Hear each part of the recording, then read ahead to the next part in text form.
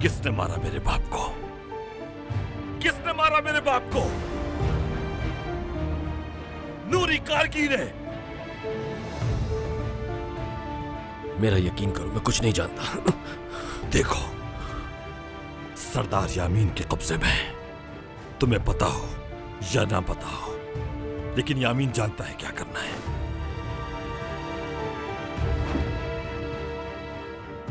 तुम्हारे बाबा ने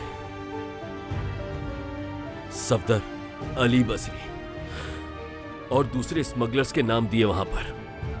तुम्हारे बाबा खुद नहीं चाहते थे कि उनकी तरफ से नूरी का नाम भी सामने आए, और जब ये सारे नाम इन्वेस्टिगेशन में शामिल हुए तो नूरी को एक बेहतरीन मौका मिल गया अपने दुश्मनों से जान छुड़ाने का। नूरी तो शुक्रगुजार था उनका। यानी तुम्हारे बाप को कत्ल करके उसे क्या फायदा होता? क्या पता उसे डर हो कि कहीं उसका नाम भी शामिल ना हो जाए बाद में।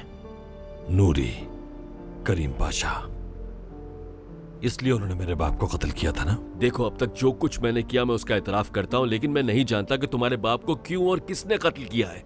तुम्हारा नाम है पोस्टमार्टम रिपोर्ट में, तुम्हारा सिग्नेचर है उस फाइल में, और तुम कुछ नहीं जानते। हाँ, किसे फोन कर रहे हो? रुक जाओ, मत करो। अंकल, फखरी कुछ नहीं बोल रहा। इसका बेटा अब आपके हवाले है।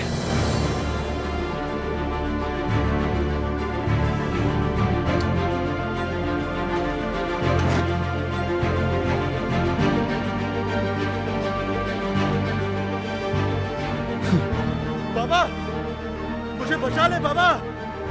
नहीं यार, मेरे बाबा तुम्हें छोड़ेंगे नहीं। बाबा! कई साल गुजर गए, इस चाकू ने खून नहीं देखा। लगता है कि वक्त आ गया। नहीं यार, तुम मुझे नहीं मार सकते। तैमूर यल्मास, बाबा मुझे बचाए बाबा। वो प्रोसिक्यूटर जिसे तुमने जेल में डाला वही चाहता था ये। प्लीज कह दो उनसे कि छोड़ दे मेरे बेटे को। फखरी ने मुंह खोलने का फैसला कर लिया है। अभी सरदार को थोड़ा इंतजार करना है।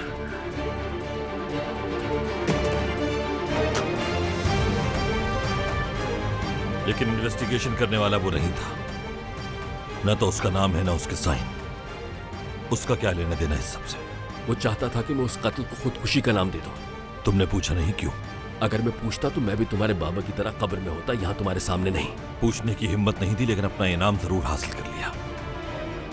फिर तुम प्रेसिडेंट बन गए पार्टी के, फिर एमपीए तक पहुंच गए, और अगर हम पर्दाफाश ना करते तो तुम आज मिनिस्टर बन जाते। तैमूर के अलावा और कौन शामिल था? नूरी, करीम पाशा? कोई भी हो सकता है, मैं नहीं जानता। उस वक्त तक मेरा उन दोनों में से किसी से राब्ता नहीं था। तुम्हारे बाप के केस में कामयाबी हासिल करने के बाद तैमूर ने मुझे अपनी ऑर्गेनाइजेशन में शामिल कर लिया। कैसी ऑर्गेनाइजेशन? अगर मैंने बता दिया तो मार डालेंगे मुझे, साथ ही तुम्हें भी खत्म कर देंगे। मेरी फिक्र मत करो तुम, और ना ही अपनी, क्योंकि तुम्हारी जिंदगी मेरे सवालात के जवाबात में छुपी है। अगर तुम चाहो तो नूरी को कॉल कर लो, बुला लो उसे यहां, फिर खुद उसे बता देना कि तुम यहां किस वजह से हो।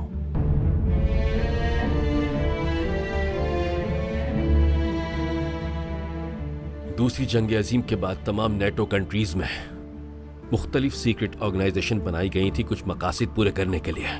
क्या कहना चाह रहे हो तुम? नूरी और करीम पाशा इस रियासत के लिए काम कर रहे हैं क्या? रियासत तो कुछ जानती नहीं, मगर बहुत से लोग हैं जो हुकूमत में भी हैं और ऑर्गेनाइजेशन के लिए भी काम करते हैं।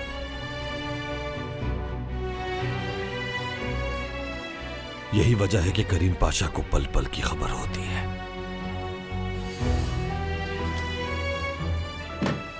मैं जो कुछ जानता था सब बता दिया तुम्हें, अब और क्या चाहते हो तुम मुझसे? हारून, मैं बाबा के घर पे हूं, जितना जल्दी हो सके यहां पहुंचो।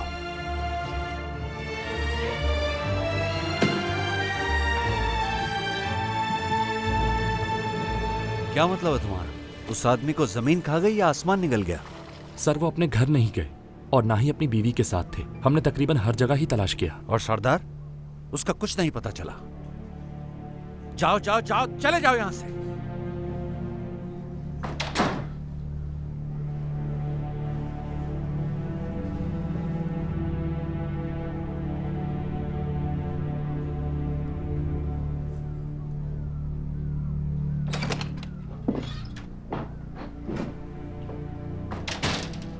किस बात पे परेशान हो डियर?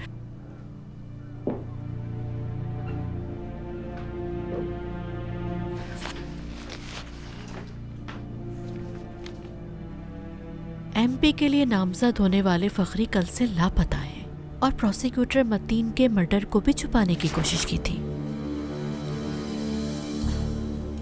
अगर फखरी के लिए परेशान हो तो फिक्र ना करो, वो तब तक अपने बिल से बाहर नहीं आएगा जब तक ये मामला सॉल्व नहीं हो जाते।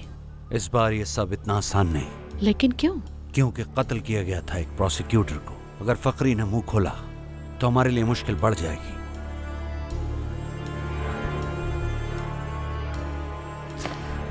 ये खबर तो किसी दूसरे अखबार में छपी है, लेकिन इसका आर्टिकल मुझे कुछ जाना पहचाना लग रहा है। गलत सोच रही है, ऐसा कुछ नहीं।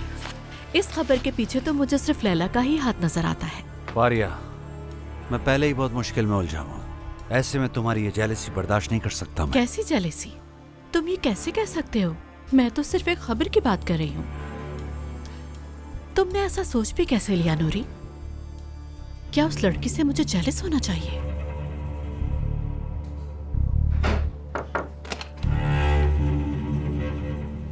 सर, हसन आए हैं। Good evening. क्या हुआ? करीम पाशा मिलना चाहते हैं आपसे। ठीक है, तुम जाओ, मैं आता हूँ। जैसा कि आप जानते हैं कि उनका कोई एक ठिकाना नहीं होता, इसलिए मुझे आपको लेके जाना पड़ेगा उनके पास।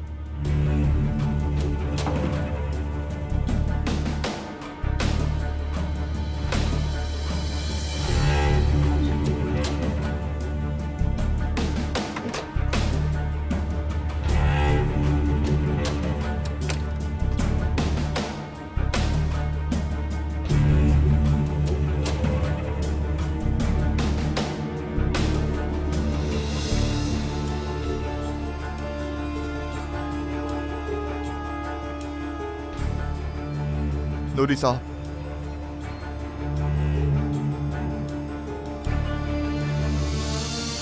आपको ये पहनाने का हुक्म दिया गया है मुझे। क्या बकवास है? लगता है कि तुम जानते नहीं कि मैं कौन हूँ। मैं सब कुछ बहुत अच्छे से जानता हूँ नूरी साहब, मगर ये मेरी ख्वाहिश नहीं, हुक्म है करीम पाशा का।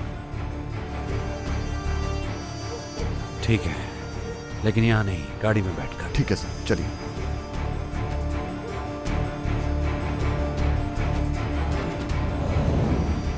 ये सारे लोग मिलकर एक अंडरग्राउंड ऑर्गेनाइजेशन के लिए काम कर रहे थे, इस मुल्क की जड़ें कमजोर करने के लिए।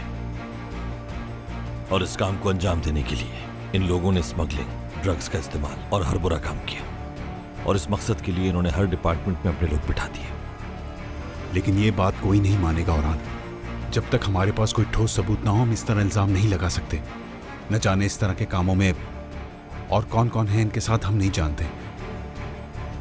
अगर तुम तैमूर और फखरी को कोर्ट तक ले जाने में कामयाब हो गए तो बाकियों तक पहुंचना मुश्किल नहीं होगा। इस आदमी को कैसे तहफ़्फ़ुज़ दोगे? अब तो हम किसी पर भरोसा भी नहीं कर सकते। हम इनका तरीका ही इस्तेमाल करेंगे।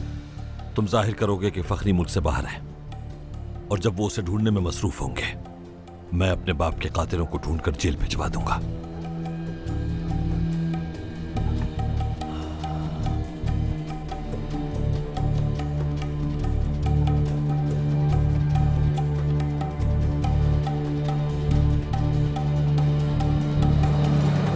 बहुत मुबारक हो सर, ये खबर तो आग की तरह फैल गई है। हर कोई इसी के बारे में बात कर रहा है। देखो दोस्तों, इस कामयाबी का असल सेहरा तो लैला के सर जाता है।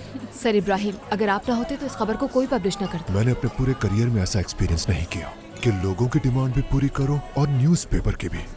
मैं तो ये सोच रही हूँ कि नूरी और फारिया का क्या हाल हो रहा होगा ये देखकर। अगर हम उनके हिसाब से काम करने लग गए तो गया हमारा करियर। वैसे भी ये खबर तो हमने उन्हें भी ऑफर की थी पब्लिश करने की। वैसे मुझे ठीक नहीं लग रहा। उस न्यूज़ में तुम्हारा नाम तो आना चाहिए था। इस तरह की अपॉर्चुनिटीज एक जर्नलिस्ट के करियर में बहुत कम आती हैं। सिर्फ उस आर्टिकल का पब्लिश होना इम्पोर्टेंट था। लास्ट टाइम मेरे नाम से जो आर्टिकल छपा उससे काफी लोगों को तकलीफ हुई। इस खबर का पब्लिश हो जाना ही बहुत है मेरे लिए। इब्राहिम सर, क्या आपको यकीन था कि आपकी खबर बिकेगी भी? हद करते हो यार। मेरे ख्याल में तो हम यहाँ सेलिब्रेट करने आए थे, लेकिन हम सिर्फ बातें कर रहे हैं। हाँ, चलो लेट्स सेलिब्रेट। Come on.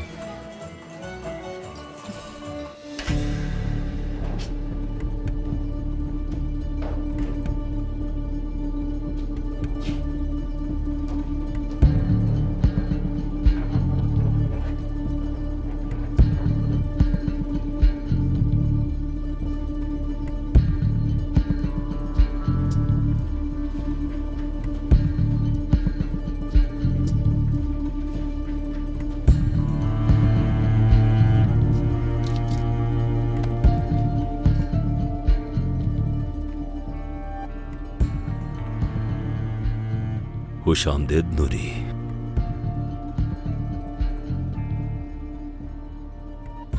क्या ये सारा एहतमाम करना जरूरी था? जहां तक मैं समझता हूं आपको मुझसे भी डर है। अब नूरी, ये हम पहले भी डिस्कस कर चुके हैं। बैठ जाओ, डरो मत।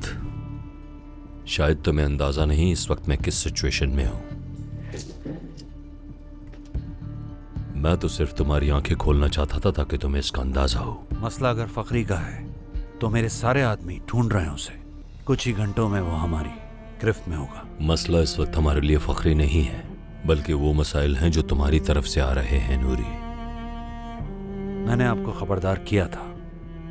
मतलब फखरी को आपने वो जिम्मेदारी दी जो वो संभाल नहीं सका। एक आदमी जिसमें इतनी कमजोरियां हों, उससे उम्मीद रखी। आखिर ऐसा कौन सा आदमी है जिसकी कोई कमजोरी नहीं नूरी? बस ये सलाहियत होनी चाहिए उसमें कि वो अपनी कमजोरी को किस तरह संभाल सकता है, तभी जाकर उसे जिम्मेदारी सौंपी जाती है। मैं पिछले 20 साल से फखरी के साथ काम कर रहा हूँ। अगर इस दौरान मुझसे कोई गलती हो गई हो तो माजरत चाहता हूँ। जब 20 साल तक कोई मसला नहीं हुआ तो अब क्यों हो रहा है नूरी?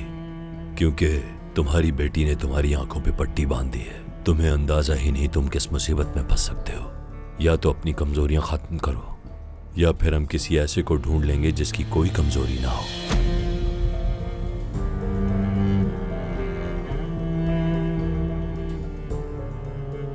नाहिद से मैंने कुछ डॉक्यूमेंट्स साइन करवाए। मसला या नाहिद का नहीं है नूरी,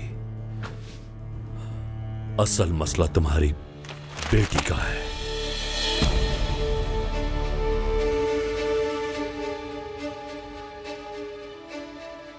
मुझे आप मौका दें इस एडिटर को सबक सिखाने का। ये काम हसन कर देगा। अगर तुम्हें किसी को सबक सिखाना ही है तो अपनी बेटी को सिखाओ। और ये तो हरगिज भी ना भूलना तुम कि ऐसा करने से फखरी के साथ क्या हुआ था, और अगर वो ही तुम्हारे साथ हुआ तो मुझे अफसोस होगा।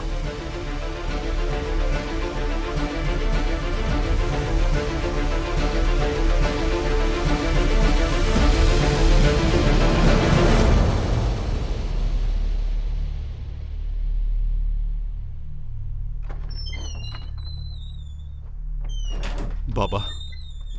बेटा, तुम ठीक तो हो?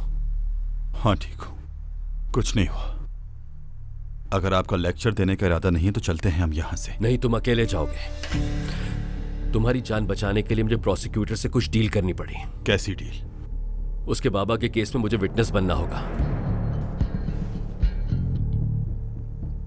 क्या यह आइडिया ठीक है बाबा? इसके सिवा कोई चारा नहीं हमारे पास। प्रोसिक्यूटर यह साबित करेगा कि जैसे मैं मुल्क से भाग गया हूं, और पेशी तक मुझे छुपा कर रखेगा। अगर वो वाकई में कामयाब हो जाता है और आपको अदालत में पेश कर देता है तो होगा क्या? मुझे छोटी सी सजा होगी और कुछ भी नहीं। लेकिन असल मसला मेरी आजादी का है। मुझे नूरी के हाथों मजीद खिलौना नहीं बनना पड़ेगा। हम एक नई शुरुआत करेंगे और मैं तुम्हें एक अच्छा बाप बनकर दिखाऊंगा।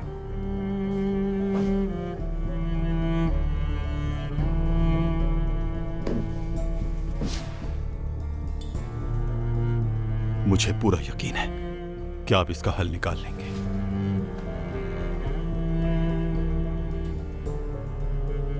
सरदार को छोड़ देंगे और फखरी यहीं रहेगा। तुम्हें क्या लगता है वो सुकून से रहे हो यहाँ? उसके बाप की जिंदगी हमारे कब्जे में है, कोई रास्ता नहीं है उसके पास। दोनों साथ लापता हो गए तो ज्यादा लोग मुतवज्जे होंगे। तो इन दोनों के नाम का टिकट ले लेते हैं और कह देंगे भाग गए। जब तक सरदार का केस चल रहा है यहाँ, वो बाहर नहीं जा सकता। इसे कब तक हम यहाँ रखेंगे? ये तो कल पता चलेगा जब तैमूर से बात होगी। हमारे अलावा किसी को पता नहीं चलना चाहिए कि ये यहाँ है। और इन गार्ड्स को भी कह दो कि मोहतात रहें यहाँ पर। फिक्र मत करें, मैं यहाँ की निगरानी खुद करूंगा। अरे हाँ, याद आया, तुम कल सरेंडर कर दोगे। क्या? केस तुम्हारी फेवर में ही होगा। वो जानते हैं कि तुम भागे नहीं थे, बल्कि तुम्हें किडनैप कर लिया गया था। तुम कहना कि तुम वहां से भागकर यहां आ गए। और वो दूसरे केस का क्या? उस केस में तुम पर सिर्फ धमकी देने का इल्जाम साबित हुआ है। कोर्ट तुम्हें रिहा कर देगा, फिक्र मत करो। और अगर तुमने सरेंडर नहीं किया तो तुम पर भाग जाने का इल्जाम लगेगा और एक और केस बन जाएगा।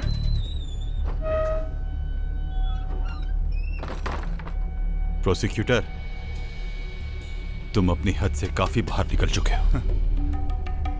शुक्र करो कि मैंने अभी तक अपनी हद पार नहीं की, वरना तुम अभी यहां खड़े ना होते।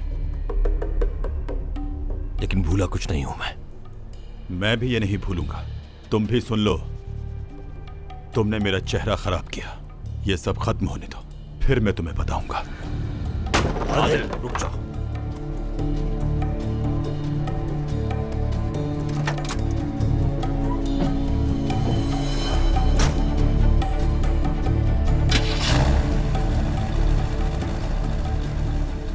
जो चाहता है करने दो उसे।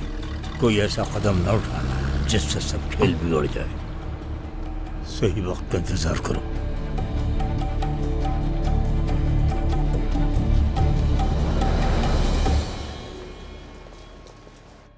अभी तक सोई नहीं? हाँ, तुमने कुछ कहा बेटा? ये तो आपकी गोद में ही सो गया है। हाँ, पता ही नहीं चला मुझे।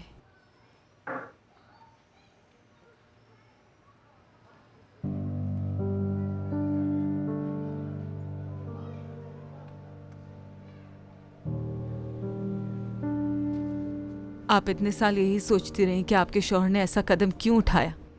शायद आप अपनी गलतियां भी ढूंढ रही हो, लेकिन अब हर चीज तो वाज़े है।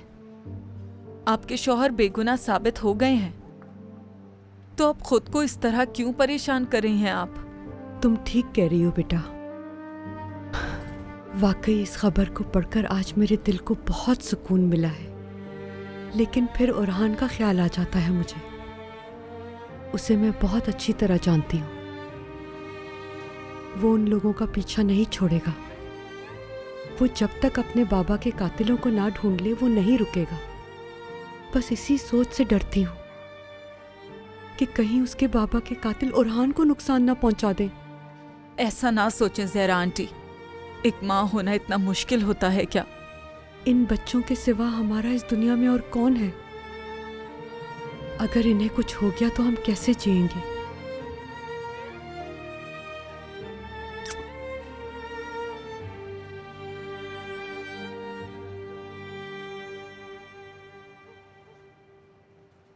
उसकी शक्ल तो उस वक्त देखने वाली थी, बिल्कुल ऐसे।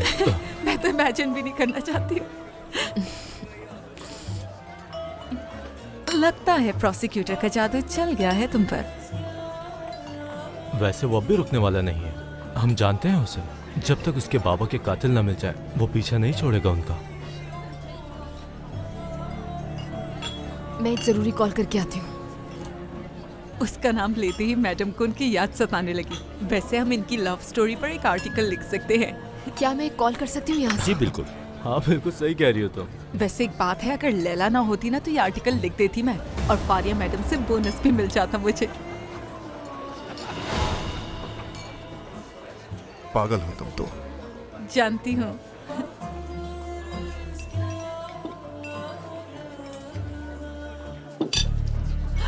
आई एम सॉरी सर, माफ कर दीजिए मुझे। इट्स ओके, कोई बात नहीं। आप जाकर साफ कर लें इसे फौरन से।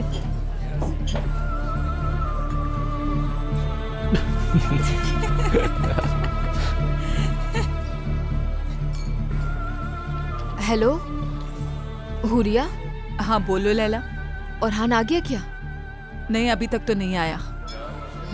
ठीक है, वो आ जाए तो उसे बताना कि कॉल की थी। ठीक है, मैं बता दूंगी। बहुत शुक्रिया। अल्लाह हाफिज हुरिया। लैला उरहान के बारे में पूछ रही थी। एक बात समझ नहीं आती, उसको उरहान की फिक्र क्यों है इतनी?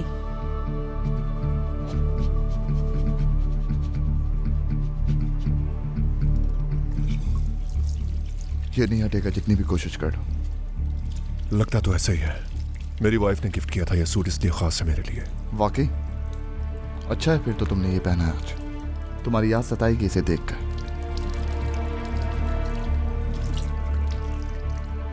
कहना क्या चाहते हो तुम? आर्टिकल पब्लिश करते हुए डर नहीं लगता तुम्हें? तो तुम मुझे यहां धमकाने के लिए आए हो। तुम जैसे बहुत से लोगों का सामना किया है मैंने। मैं तुमसे डरने वाला नहीं।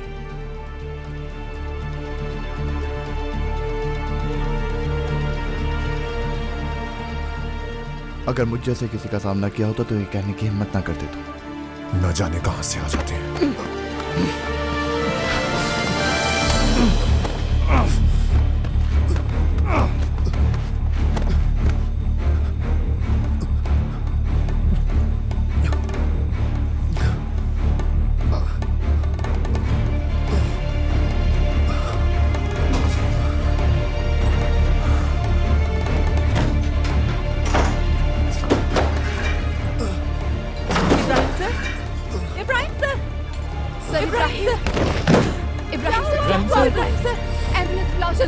ठीक है। कोई डॉक्टर है क्या यहाँ? हट जाइए, आप लोग मैं नर्स हूँ। इन्हें हार्ट अटैक हुआ है। लेकिन थोड़ी देर पहले तक तो बिल्कुल ठीक थे ये।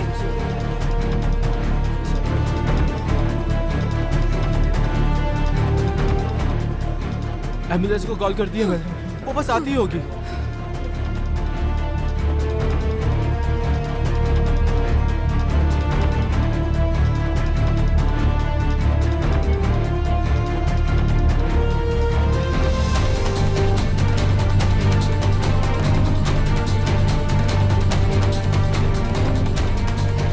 मुझे बहुत अफसोस है।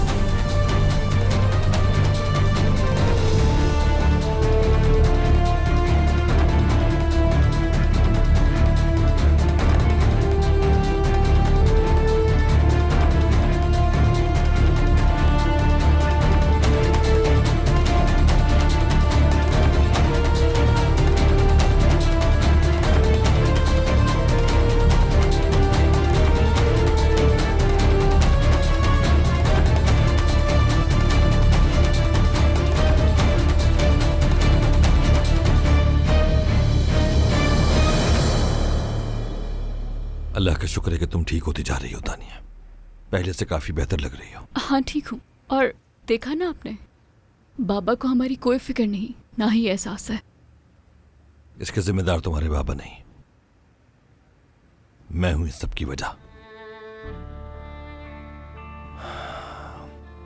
इस मुल्क का खून चूसने वालों के खिलाफ खड़ा हूं मैं, लेकिन अंदाजा नहीं था कि मेरे प्यारों को क्या कुछ भुगतना पड़ेगा। तुम्हारे बाबा मेरी मदद करना चाहते थे और उसकी कीमत तुम्हें चुकाना पड़ी। आप एक प्रोसिक्यूटर हैं और मेरे बाबा गुंडे। आपका मकसद पॉजिटिव है, लोगों की भलाई के लिए काम करना चाहते हैं, और मेरे बाबा क्या है सब आपके सामने है।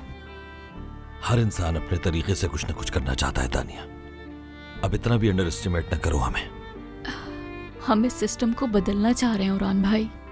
जानती हूँ कि आप भी इसी सिस्टम का हिस्सा हैं। हो सकता है, लेकिन न तो मुझे और न ही तुम्हारे बाबा को दौलत या किसी और ओहदे की ख्वाहिश है। सिर्फ इंसाफ चाहते हैं हम। बाबा यही चाहते हैं कि मैं उनके गलत फैसलों में उनको सपोर्ट करूं, उनका साथ दूं, और इसी तरह मैं भी यही चाहती हूँ कि मेरे हर फैसले में वो मेरा साथ दें। बाबा को समझने की कोशिश करो। जितना फख्र मैंने उनकी आंखों में तुम्हारे लिए देखा है, किसी और के लिए नहीं देखा।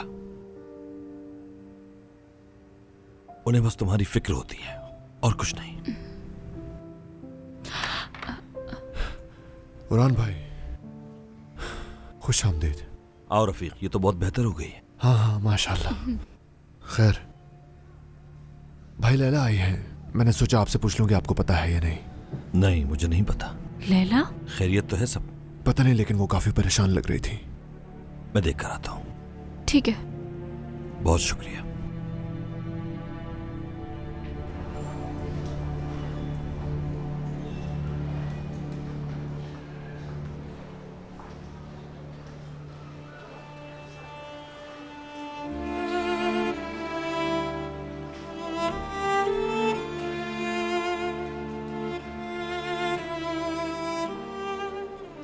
लैला, सब खैरियत तो है? तुम्हारी अम्मी को तो कुछ नहीं हुआ? नहीं इब्राहिम सर,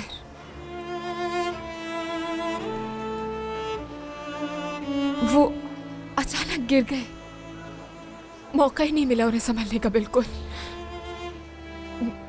समझ ही नहीं आया कुछ। सब कह रहे हैं उन्हें हार्ट अटैक हुआ है, क्योंकि इब्राहिम सर ने वो आर्टिकल पब्लिश किया जिसके बाद वो अपनी मिनिस्ट्री से हाथ धो बैठा और इब्राहिम सर अपनी जिंदगी से मार दिया उन्होंने इब्राहिम सर को। और अगर कोई ये कहे कि ये इत्तेफाक था तो ये झूठ है। कम से कम तुम तो ये मत कहना। मुझे बहुत अफसोस है लैला।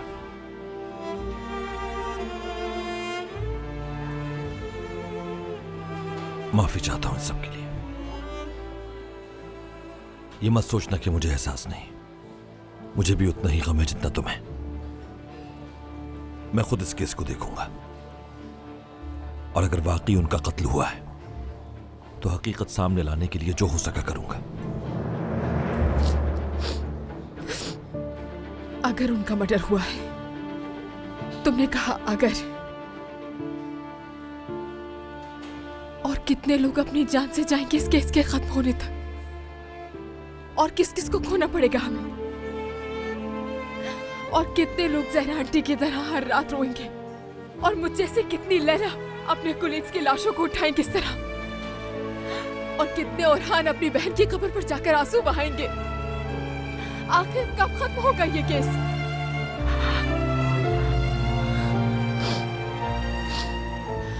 और मैं यहाँ अपना गम अपने दोस्त से बांट रही हूँ, प्रोसिक्यूटर से नहीं। और ना ही मुझे किसी मदद की उम्मीद है तुमसे, क्योंकि मैं जानती हूँ तुम सिर्फ इंसाफ की बात करोगे, तो वो करो जो करना चाहती हो। लैला, लैला बात सुनो मेरी। लैला बात तो सुन लो कम से कम मेरी।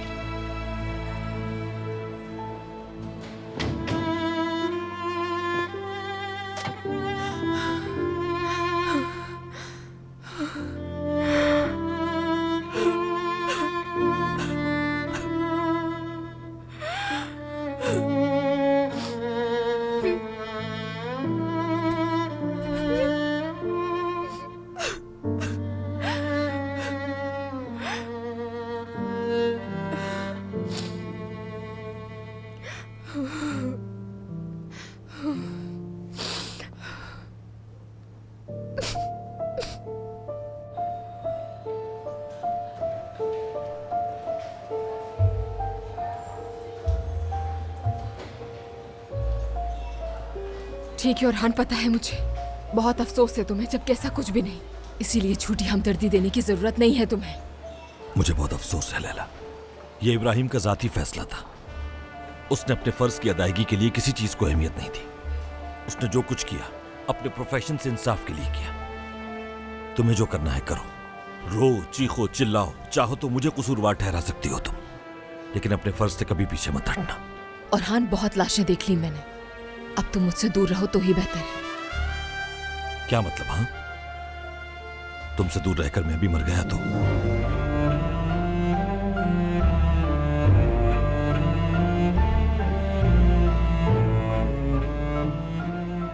मैं तुम्हें घर ड्रॉप कर देता हूं।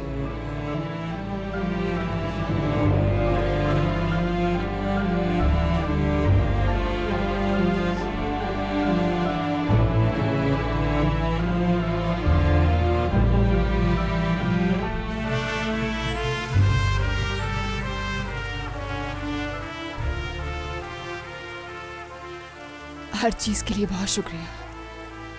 मैं बहुत डिस्टर्ब हूं। जो कुछ मैंने कहा वो जज्बात और गुस्से में था। जानता हूं, कभी कभी मैं भी ऐसा ही महसूस करता हूं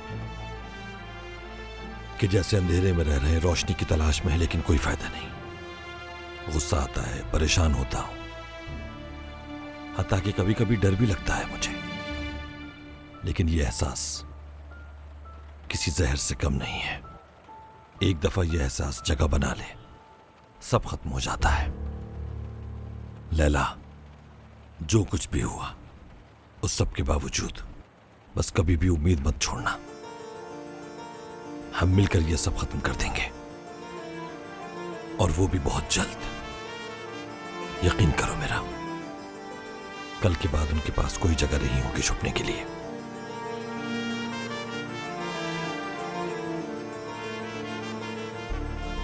आराम करो तो सोने की कोशिश करना।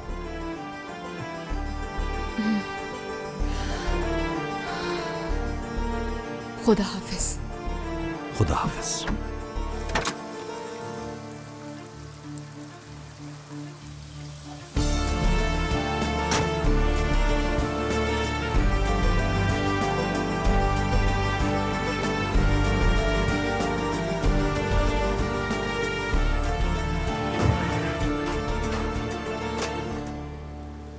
Welcome madam. आप ठीक है ना लैला मैडम? अम्मी कैसी हैं? फिक्र ना करें, वो ठीक है, मेडिसिन वगैरह दे दिए, वो सो रही हैं। लैला मैडम, कोई मेहमान आए हैं, आपका इंतजार कर रहे हैं। इस वक्त?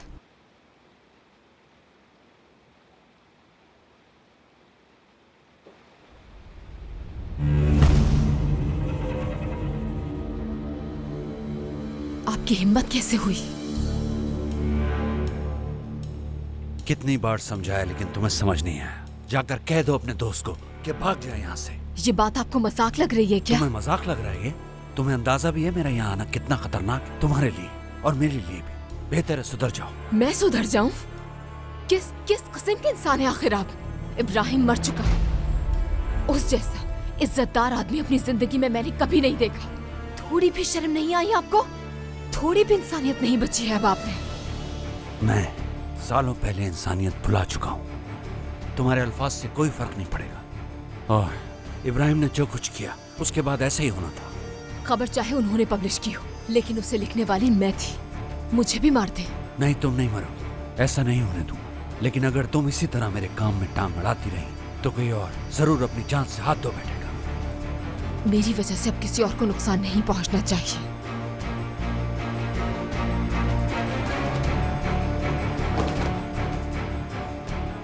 प्रोसिक्यूटर से दूर रहो। तुम अपने साथ अपनी माँ को भी खतरे में डाल रही हो। सिर्फ एक बार मेरी बात मान लो, बर्बाद कर देगा तुम्हें प्रोसिक्यूटर।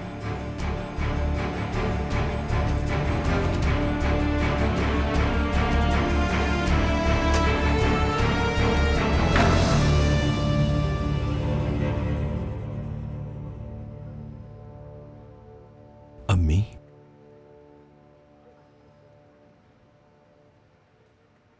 आप सोई नहीं अब? नहीं बेटा, सोने की कोशिश कर रही हूँ लेकिन नींद नहीं आ रही। मेरा इंतजार कर रही थी ना आप? पहले आप रोज किया करती थी लेकिन अब नहीं करती। हाँ, ठीक कहा तुमने, बिल्कुल सच है ये। अम्मी, आपको परेशान होने की जरूरत नहीं, सब ठीक हो जाएगा। ऐसा तो तुम सोचते हो ना, लेकिन यह हकीकत नहीं। वो लोग तुम्हें भी नहीं छोड़ेंगे ओरहान। मैं बाबा की तरह अकेला नहीं हूं अम्मी। यामीन अंकल है, हारून साथ है, आदिल है, लैला है। यह आर्टिकल भी लैला नहीं लिखा है, इस पे उसका नाम तो नहीं, लेकिन बाबा पे उसी ने लिखा है। मैंने उस बेचारी लड़की को गलत समझा। अब इस बात पर परेशान ना हो आप। ये तो साबित हो गया है कि बाबा का कत्ल हुआ था, तो कातिल को सजा दिलवाए बगैर सुकून से नहीं बैठूंगा। ओरहान, छोड़ दो ये सब। कभी तो मेरी बात मान लिया करो। तुमने उनको बेगुनाह साबित कर दिया, अब उन लोगों से और दुश्मनी मत लो अल्लाह के वास्ते। कैसे न करूं अम्मी? मेरे बाप का कातिल बाहर आजाद घूम रहा है और मैं आराम से बैठ जाऊं? हाँ, जाने दो उन्हें। अल्लाह उनसे इस सब का बदला जरूर लेगा और बर्बाद होंगे वो लोग। बस अब मैं बहुत थक चुकी हूँ बेटा, अब मुझ में और ये सब सहने की हिम्मत नहीं है ओरहान। तुम्हारे सिवा मेरा इस दुनिया में और कोई नहीं। अगर तुम खुद पर रहम नहीं करते ना, तो खुदा के लिए मुझ पर रहम खाओ। मर जाऊंगी मैं भी। अम्मी, मेरा आधा दिल तो ज़ैनब के साथ ही मर चुका है और आधा दिल तुम्हारे लिए धड़क रहा है। अगर तुम्हें कुछ हो गया। अम्मी, मेरा वादा है कि आज से आपको रोने की कोई वजह नहीं दूंगा। खुद को परेशान मत करें।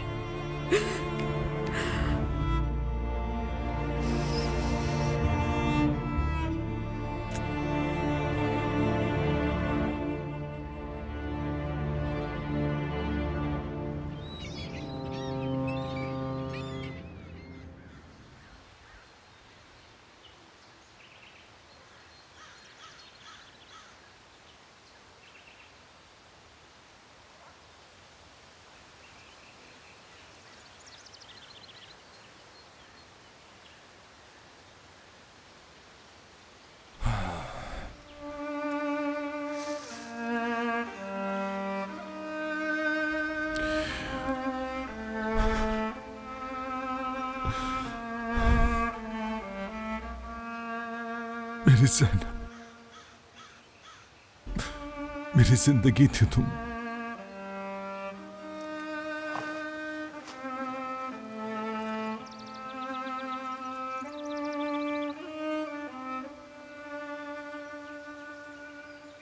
तुम्हारे जाने के बाद अब कुछ नहीं रहा, सब खत्म हो गया।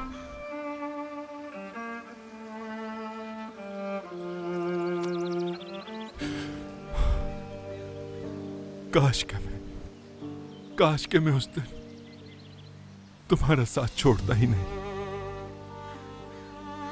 काश मैं उस दिन अपनी नजरों से तुम्हें ओझल ना होने देता।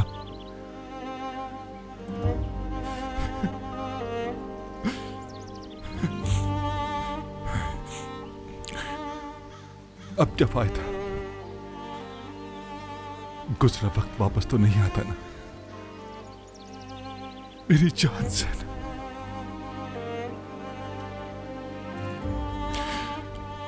वादा करता हूं मैं तुमसे,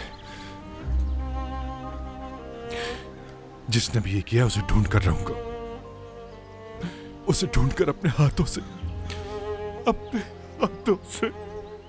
ज़ैनब, जानता हूं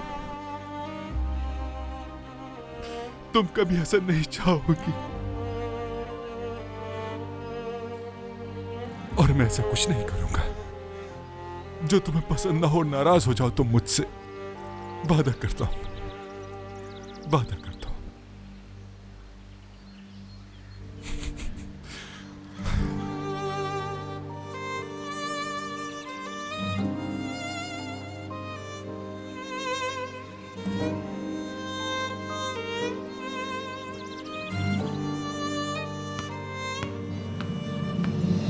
चलो बच्चों, नाश्ता तैयार है। अच्छा अम्मी, आखिरी लाइन लिख दो जल्दी से, फिर नाश्ता भी करना है। 8 × 3। Thank you. चलो आ जाओ। 8 × 3 = 11। जबरदस्त। तुम्हारे बेटी की मैथ बहुत अच्छी है हुरिया, फौरन जवाब देता है। और सारे जवाब अपने दिमाग से देता हूँ, उंगलियों पर भी नहीं गिरता मैं। वाह भाई, मेरा प्यारा बेटा, बहुत जीनियस है ये। चलो अब नाश्ते का टाइम हो गया।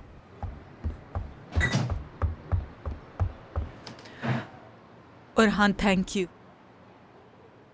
तुम हमारा इतना ख्याल रखते हो, जान के लिए वक्त निकालते हो इतने सारे मसाइल के बावजूद। शुक्रिया की जरूरत नहीं, औजान ही से अब इस घर की रौनक है। जब उसके साथ होता हूं तो अपने सारे गम परेशानियां भूल जाता हूं।